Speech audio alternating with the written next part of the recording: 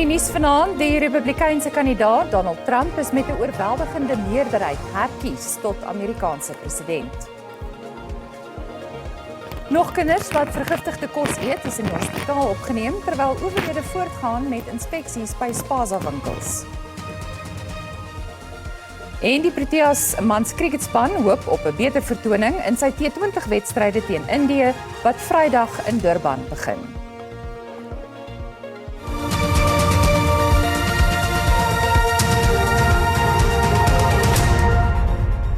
Goeienaand en welkom by die nuus op S3.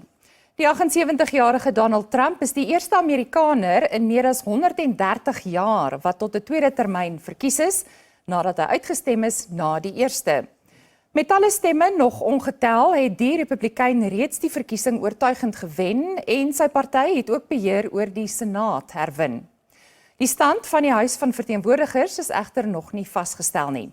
Trump is die oudste persoon nog wat tot die ampt verkies is en die eerste veroordeelde misdadiger. Frankly, this was, I believe, the greatest political movement of all time. There's never been anything like this in this country and maybe beyond.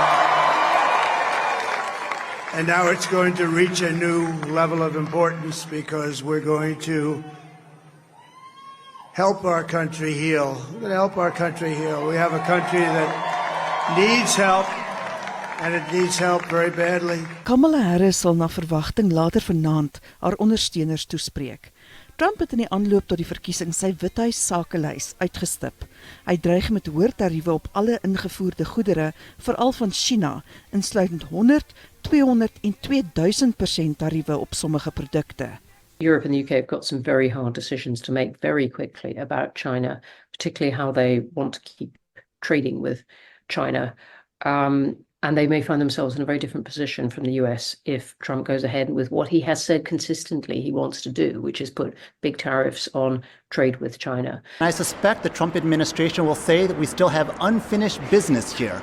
So certainly the signals we've gotten so far are a lot more tariffs. Amerikaners vir wie 'n lewenskoste krisis hulle keuse gerig het, sal in die geval van 'n handelsoorlog veel meer vir produkte moet opdok. Trump het 'n reeks belastingkortings beloof, wat volgens berekeninge 'n bedrag groter as 1600 keer Suid-Afrika se bruto binnelandse produk sal toevoeg tot die Amerikaanse handelstekort. Hy het beloof om ekologiese maatreëls om te keer en wil onder meer olie ontgin in natuurreservate. Trump het ook beloof om federale wetstoepassers in te span teen sy politieke teenstanders, insluitend Kamala Harris, Joe Biden en oud-president Barack Obama. Hy het ook gesê dat hy kwytskelding sal oorweeg van skuldiges in die 6 Januarie aanval op die Kongres. Trump se verkiesing het verrykende gevolge in die wêreld, insluitend in die Midde-Ooste. I'm sure Netanyahu is pleased to see Trump rather than Harris heading for the White House.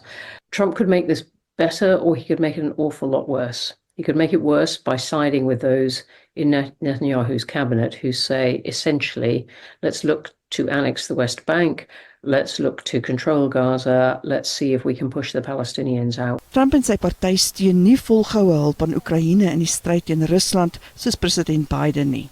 I don't think Europe can do enough on its own, and I'm including in that the UK, to give Ukraine security and deter Russia either from continuing the conflict at this point or from coming back at some future point. I don't think Ukraine has real security without an American guarantee. Intussen is die vonnisoplegging vir die 34 bedrogaanklagte waarin hy in Mei maand skuldig bevind is, later die maand. Dit is onseker wat sal gebeur as hy tronkstraf opgelê word. Die Lebombo-grenspos tussen Suid-Afrika en Mosambiek is gedeeltelik oopgestel. Dit is gister tydelik gesluit weens gewelddadige betogings aan die Mosambiekse kant. Die sluiting het duisende mense gestrand gelaat en verkeersopeenhopings van etlike kilometer tot gevolg gehad. Volgens die kommissaris van die grensbestuursowerheid, Dr. Michael Masiapo, laat die gedeeltelike oopstelling Suid-Afrikaners en Mosambiekers toe om na hulle onderskeie lande terug te keer. Vragmotors word steeds nie toegelaat om die grens na Mosambiek oor te steek nie. After very extensive engagement with our Mozambican counterpart, they had actually gave us assurance that they have deployed the military on their side to be able to make sure that the situation is stabilized. So on that basis, they did confirm to us that we can actually reopen the port partially. So what actually is happening now is that the port is reopened primarily to allow the Mozambicans that had been on the South African side that are intended to go back home. Duisende mense was gedwing om laasnag in hulle voertuie te slaap na die tydelike sluiting. Dit het gevolg nadat woedende betogers geboue en voertuie aan die Mosambiekse kant aan die brand gesteek het. Die betogers weier om die uitslag van die 10 Oktober presidensiële verkiesing te aanvaar, wat weer die Frelimo-party aan bewind geplaas het. Een persoon is by die grenspos in hegtenis geneem op aanklag van aanhitsing tot openbare geweld. Intussen sê die presidentsie dat president Cyril Ramaphosa die verwikkelinge by die grenspos dophou. The president will be monitoring the situation and will be engaging with his counterparts in Mozambique to ensure that Mozambique returns to a stable and calm state and that the country can move forward out of this episode. The president will also be engaging within the broader SADC family to see to it what the region can provide as a form of support to assist the Mozambicans to move into a more stable state than they currently are. Oorgrens taxi-verenigings en die vragmotorbestuurdersvereniging het hulle ontsteltenis oor die sluiting uitgespreek. Our business is affected. It's a lot of money we're losing. It is going to affect our relationship with our clients as well. Some of the perishable goods are going to be affected. This is effectively increasing the cost of transportation. Die grensbestuursowerheid sê hy is steeds in samesprekings met sy Mosambiekse eweknie om die grenspos ten volle oop te stel. President Cyril Ramaphosa het 'n oproep op regeringsdepartemente gedoen om die TV-lisensiegeld te betaal wat hulle aan die SAIK skuld. Die presidentsie het die nasionale tesourie gelas om toe te sien dat departemente optok. Dit volg nadat die minister van Kommunikasie en Digitale Tegnologie, Solly Malatsi, onlangs onthul het dat sommige regeringsdepartemente die openbare uitsaaier meer as R30 miljoen se lisensiegeld skuld. Die voorsitter van die SAIK-raad, Katu Ramokumba, het die minister meer as 2 maande gelede oor die skuld genader. Malatsi het die leier van regeringssake, adjunkt-president Paul Mashatile, gevra om dringend in te gryp. The SABC relies on the collection of TV license fees as one of its key revenue streams to fund its operations. And government, as a leader in our society, must set the high standards for compliance by making sure that it pays what is due to the SABC in order for it to be properly funded. We hope that the Deputy President's intervention will help us get the necessary departments to pay what is owed to the SABC. Die presidentsie sê regeringsdepartemente moet hulle verpligtinge nakom. We want to have an SABC that remains viable, that continues to serve the public, and therefore it is important that government enables the SABC to fulfill its duties. This is a matter that the President will expect National Treasury to also follow up with the SABC and the departments that owe the SABC money, but we cannot have a situation where the SABC is owed by government of all institutions. It's important that government fulfills its obligation in this regard. Die huidige beleid oor lisensiegeld sal van krag bly totdat die SABC-wet, wat 'n nuwe befondsingsmodel vir die SAIK nastreef, bekragtig word.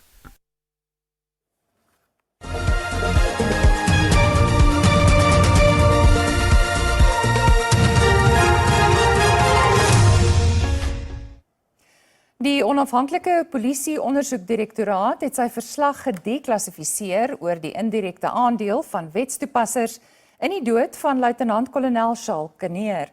Kneer was 'n topspeurder van die polisie se eenheid teen bendebedrywighede. Hy is in 2020 voor sy huis in Bishop Lywes, Kaapstad, doodgeskiet. Oopot sê hy het die verslag openbaar gemaak sodat die nasionale vervolgingsgesag nie genoop sou word om die verslag te laat hersien nie. Die NVG sou ook nie die 9 wetstoepassers wat in 'n geklassifiseerde verslag geïmpliseer word, strafregtelik kon vervolg nie. Senior wetstoepassers het Kinneer se beskermingseenheid kort voor sy dood laat onttrek. In Bloemfontein gaan die veelbesprookte Dr. Nandipa Magudumana môre weer in die hof wees. Die keer wen sy haar tot die appelhof om te appeleer teen 'n vroeëre Hooggeregshof uitspraak wat haar aansoek van die hand gewys het om vrygelaat te word. Sy wil ook haar inhegtenisneming in Tansanië verlede jaar onwettig laat verklaar. Magudumana is die vriendin van die veroordeelde moordenaar en reeksverkragter Thabo Bester. Sy staan tereg op verskeie aanklagte wat verband hou met Bester se opspraakwekkende ontsnapping in Mei 2022 uit die Mangaung gevangenis in Bloemfontein. Magudumana voer onder meer aan dat die Suid-Afrikaanse polisie haar geblinddoek en uit Tansanië ontvoer het, toe hulle haar en Bester verlede jaar naby Arusha in hegtenis geneem het. Net hierna berig ons oor oorstromings in Port St. John's in die Oos-Kaap en die opgradering van 'n hawe op die tuinroete.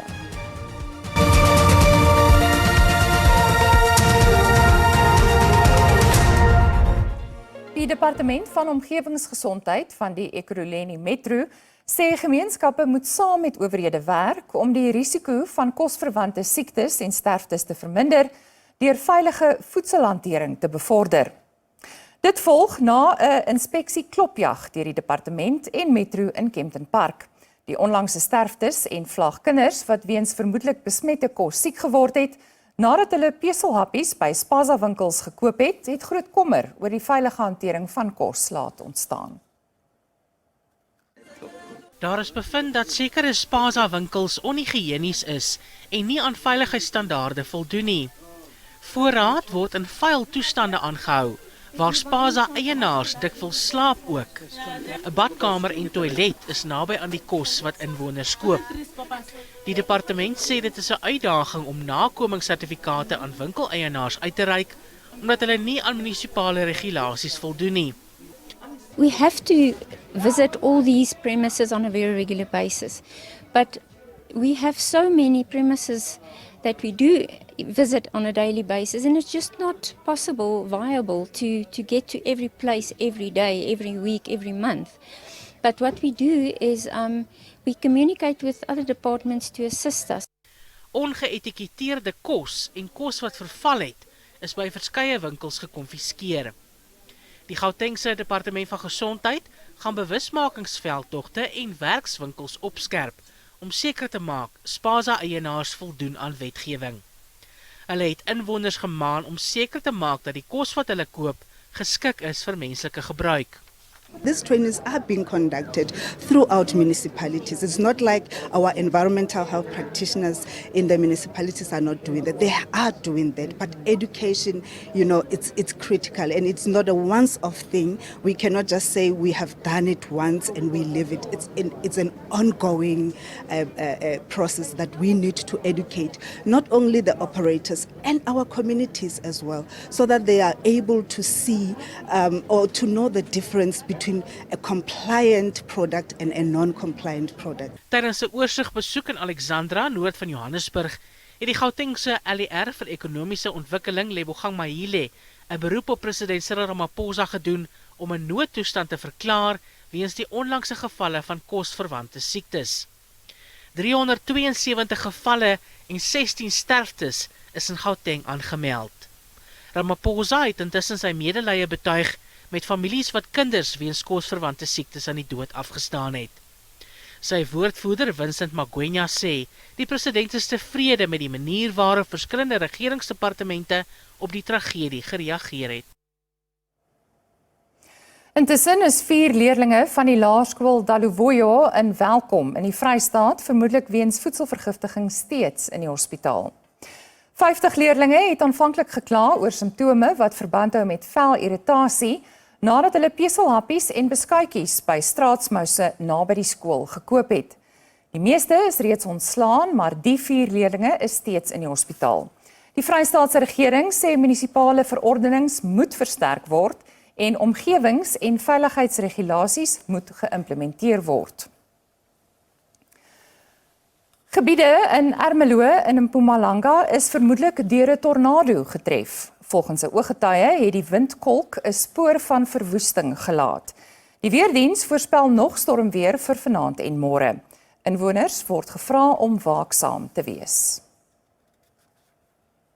In the unfortunate incident that happened, a filling station, a bus company, and portions of the suburb called Casson Park were extensively damaged. The bus company currently has no roofs left. Some of their luxury buses are trapped under collapsed roofing and collapsed zinc, and many of their walls have also unfortunately been collapsed due to the amount of wind that was actually hitting this particular area. Some of the zinc from where it appears that the tornado touched down was also then blown over into the suburb and landed on people's houses.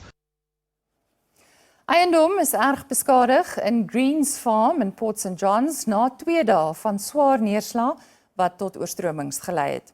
Inwoners doen 'n beroep op die munisipaliteit om hulle uit die gebied te ontruim. Slagoffers van die vorige oorstromings wag steeds op hulp van die plaaslike munisipaliteit. Nowinile Nombona se eiendom het in Januarie vanjaar oorstroom. My 3 slaapkamerhuis het in Januarie weens die vloede ineengestort en toe trek ek langsaan. Die huis was ook nie klaar gebou nie. Dit lek oral. Wanneer dit reën, val die reën deur die dak. Dit is nou oral nat. Na nog reën en oorstromings die afgelope 2 dae, vra slagoffers nou dat die munisipaliteit vir hulle ordentlike behuising moet bou. Ek het letterlik nie 'n huis nie. Ek kan dit nie 'n huis noem nie. Ek lewe asof ek dakloos is. My dak lek wanneer dit reën. Ek kan nie eers behoorlik slaap nie. As ek slaap, sit ek regop. Die Port St. John's plaaslike munisipaliteit sê hy is in gesprek met die provinsiale departement van menslike nedersettings oor die kwessie. These disasters now are hitting us every year.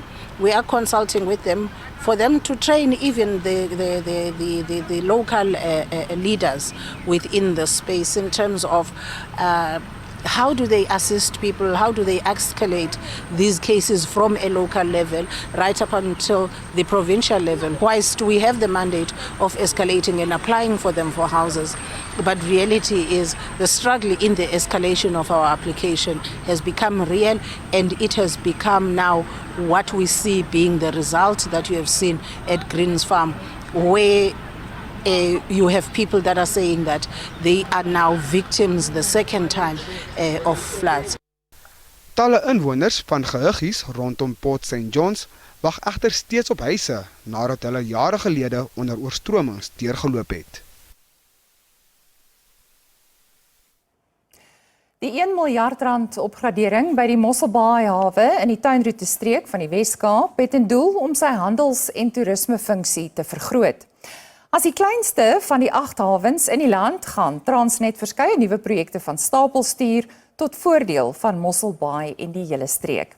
Hierdie groeistrategie sal na verwagting teen 2030 ten volle geïmplementeer wees. Reeds 'n wêreldklas hawe vir internasionale skeepvaart en passasierskepe. Die langtermyndoelwit om die hawe op te gradeer hou nie net finansiële voordele vir die kusdorp in nie, maar die hele tuinroete.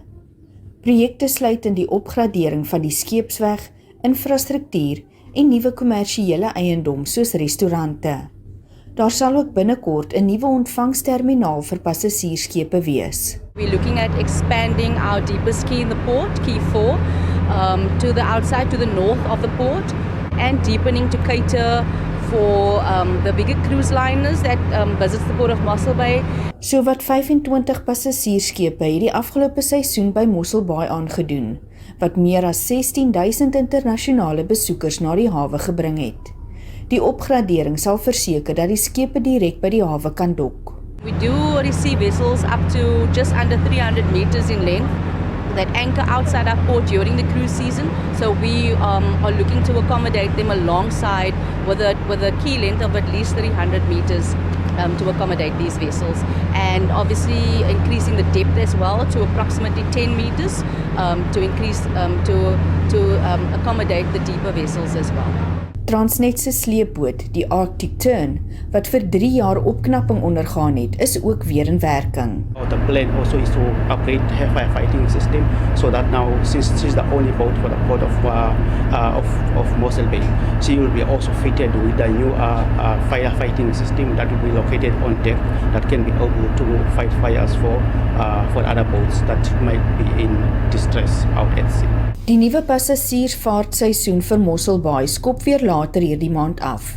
Tanya Krause, SABC Nuus, Mossel Bay in die Wes-Kaap.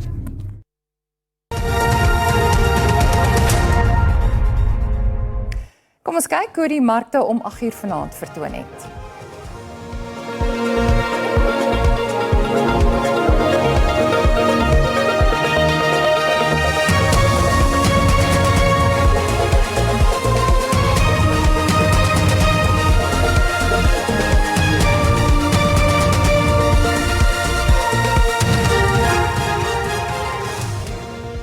Bly ingeskakel vir die sportnuus net hierna en ook môre se weervooruitsigte in jou streek.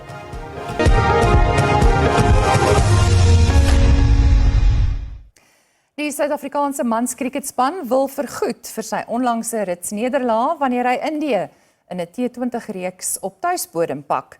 Die Proteas speel in 4 T20 wedstryde teen die besoekers, waarvan die eerste een Vrydag in Durban beslis gaan word. Die Proteas het uitstekende kriket gespeel om die eindstryd van die T20 Wêreldbeker in Junie te haal. Suid-Afrika het daardie wedstryd en 4 van sy daaropvolgende 5 wedstryde verloor. Die kolwer Risa Hendricks sê die span wil weer op die wenpad kom. I've new opportunities to players in the last couple of series, and fortunately we didn't get the results we wanted. But I think there's a lot of learnings coming from those tours, and coming now up against India is again another opportunity, and hopefully we can correct that and put in the results we after here. Die besoekers is sonder van sy voorste spelers, maar Hendricks voel die diepte in Indiese cricket is van die hoogste gehalte danksy die Indiese Premierliga. India, we've seen at the IPL all the names that's coming through from the IPL. So yeah, there's definitely no such thing as a weak Indian team. They're producing. They've got a lot of players. So their depth is massive. So yeah, it will be challenging. Definitely a exciting series to be part of, and I'm sure there'll be some good cricket on display. Die eerste wedstryd is 'n aandkragmeting in Durban en begin 5:00. Harry Olivier, SABC Nuus. Dis dan al van die Afrikaanse nuusspan vir vanaand. Ons is môre aand weer terug, selfde tyd, selfde plek. Tot dan, totsiens.